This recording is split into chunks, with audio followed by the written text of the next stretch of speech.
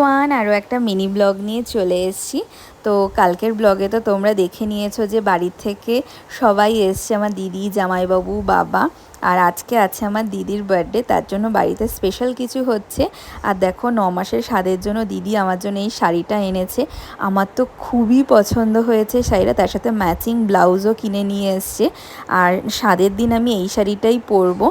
তো শাড়িটা কেমন হয়েছে অবশ্যই জানিও। আর এটা হচ্ছে কাতান সিল্ক। আমি কাতান সিল্ক যেহেতু একটু লাইট ওয়েট হয় না, তো পরতে খুবই ভালোবাসি। আর কালার কম্বিনেশানটা কেমন হয়েছে সেটাও জানিও। আর স্বাদের দিন যখন পরবো তখনও আমাকে বলে যে আমাকে পরে কেমন লাগছে। তবে যেহেতু আজকে আমার দিদির বার্থডে, আর আমার এখানে আমার দিদির বার্থডে ফার্স্ট টাইম আমরা সেলিব্রেশন করছি।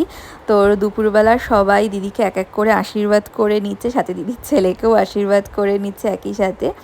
তারপরে দুপুরবেলা আজকে স্পেশাল কিছু রান্নাবান্না হয়েছিল, সেটা হচ্ছে ভাত, 5 রকম ভাজা, ডাল, মাছের তেল চচ্চড়ি ছিল, সাথে ছিল চিকেন, পায়েস, আর ছিল 5 রকম মিষ্টি, চাটনি, পাঁপড়।